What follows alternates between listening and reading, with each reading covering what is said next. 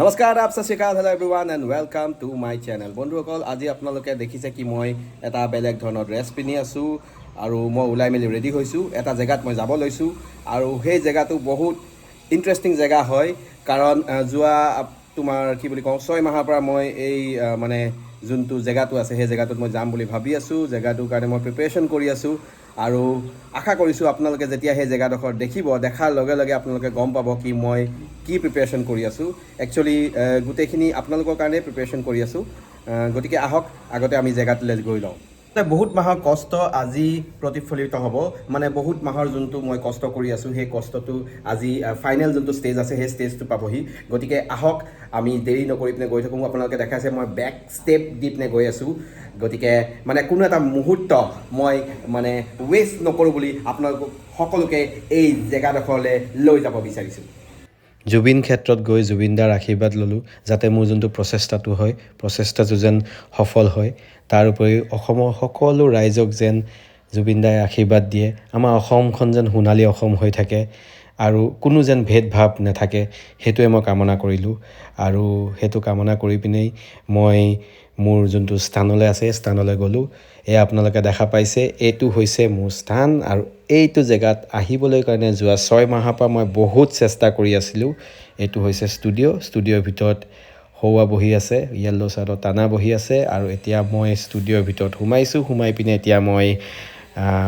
চাউণ্ডটো টেষ্ট কৰি লওঁ এয়া আপোনালোকে দেখা পাইছে এয়া মই কাণত লগাই লৈছোঁ আৰু চাউণ্ডটো টেষ্ট কৰিছোঁ এভৰিথিং ইজ অ'কে এয়া হৈছে বাবালি আৰু আমি ষ্টুডিঅ'ৰ ভিতৰত আছোঁ মোৰ দুটা গান মই ইয়াত ৰেকৰ্ড কৰিব আহিছোঁ আপোনালোকে দেখা পাইছে এয়া মই ৰেকৰ্ডিং ৰুমৰ ভিতৰত সোমাই গ'লোঁ আৰু এতিয়া মই গান গাই আছোঁ ৰেকৰ্ড কৰি আছোঁ গানটো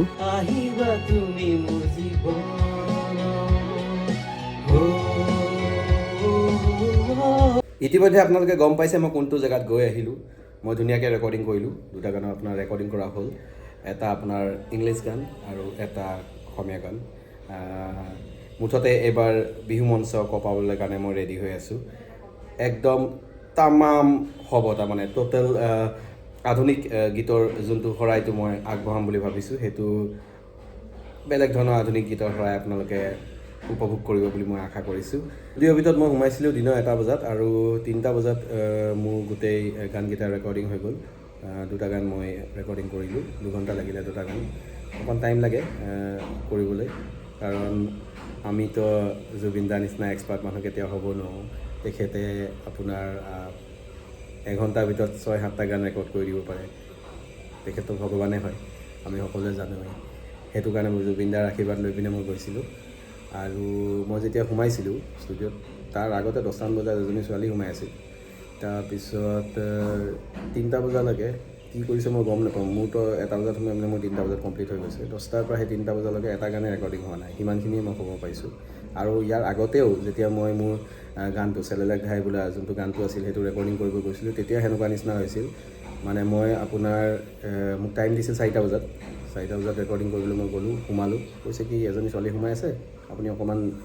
দেৰি ৰখিব লাগিব কৈছে অকণমান মানে যোৱাকালি ৰেকৰ্ডিং হৈছিলে আৰু অকণমান মিলাব আছে ঠিক আছে মই ৰখি দিছোঁ তাৰপিছত সেই 4টাটো বাজি পিনে 5টা হ'ল 5টাটো বাজি পিনে 6টা হ'ল 6টাটো বাজি পিনে 7টা হ'ল তাই সেই গানখিনিত মানে মাজত অকণমান বস্তু আপোনাৰ সোমোৱাবলৈ মানে এটা লাইন ৰেকৰ্ড কৰিব লগা হৈছে গতিকে কেনেকুৱা ধৰণৰ আৰ্টিষ্ট অসমত আছে মই মানে আচৰিত খাইছোঁ মানে ৰেকৰ্ডিঙতে ইমান সময় লাগে যদি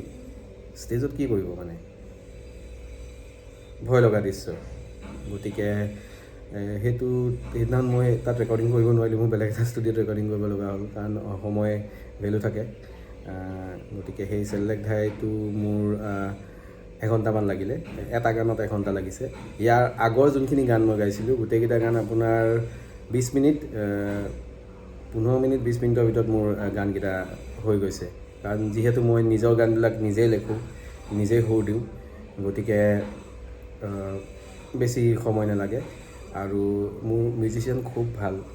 মোৰ লগৰ বাবালি সি মিউজিক দিয়ে মানে মই গানটো সুৰ দিয়াৰ পিছত মই তাক দি দিওঁ একদম চাৰেণ্ডাৰ কৰি দিওঁ যি কৰ আৰু বিৰাট ধুনীয়া সুৰ দিয়ে তেখেতে বহুত ধুনীয়া মানে মিউজিক কৰে লগতে টানা দেৱৰাজ আপোনালোক সকলোৱে জানে বহুত ধুনীয়া মিক্সিং এণ্ড মাষ্টাৰিং কৰে গতিকে সেই দুজনৰ লগতে মই বেছিভাগ কাম কৰোঁ আৰু বহুত ভাল লাগে মোক শিকায় একচুৱেলি একচুৱেলিতো মই ছিংগাৰ নহয় মই এক্টৰ হয় মই এক্টিংটো মই প্ৰফেচনেলি শিকিছোঁ কিন্তু ছিংগিং মই ক'তো শিকা নাই জাষ্ট মোৰ এটা হবি হয় সেইটো কাৰণে মই গান বনাইছোঁ আৰু হবিটো ভাল লাগে আৰু মোৰ গান লিখি গান বনাই মোৰ ভাল লাগে সেইটো কাৰণে মই কৰি আছোঁ আশা কৰিছোঁ অসমৰ ৰাইজে মোৰ এই যোনটো প্ৰচেষ্টাটো আছে প্ৰচেষ্টাটো আঁকোৱালি ল'ব আৰু এইবাৰ বিহু মঞ্চত আপোনালোক সকলোকে লগ পাম বুলি মই আশা কৰিছোঁ গতিকে আপোনালোকে নিজৰ অঞ্চলৰ যদি বিহু মঞ্চত এটা ব্যতিক্ৰমী অনুষ্ঠান বিচাৰিছে আপোনালোকে মোক যোগাযোগ কৰিব পাৰে মোৰ ফোন নম্বৰটো হৈছে 9365109575 আৰু 9707095331 এই নম্বৰকেইটাত যোগাযোগ কৰিলে আপোনালোকে মোৰ লগত যোগাযোগ কৰিব পাৰিব আৰু নিজৰ অঞ্চলৰ বিহু মঞ্চত আপোনালোকে মোক আপোনালোকৰ কাষত পাব আৰু আমি সকলোৱে মিলি পিনে সুন্দৰকৈ এটা বিহু অনুষ্ঠান পাতিম বুলি আশা কৰিছোঁ বহুত সোনকালে আপোনালোক সকলোকে লগ পাম তেতিয়ালৈকে আপোনালোকে ৰৈ থাকিব মোৰ গানকেইটা মই মাৰ্চ মাহৰ 2nd বা 3rd উইকত আপোনাৰ ৰিলিজ কৰিম দুটা আছে গতিকে দুটা এটা সময়ৰ মাজত এটা গেপ এটা দিম ৰিলিজ কৰিম প্ৰথমতে মই ইংলিছ গানটো ৰিলিজ কৰিম তাৰপিছত মোৰ যোনটো ইটো গান আছে সেইটো গান মই ৰিলিজ কৰিম আশা কৰিছোঁ কি আপোনালোকে এই গানকেইটা মৰম দিব আৰু এই গানকেইটা আঁকোৱালি ল'ব বুলি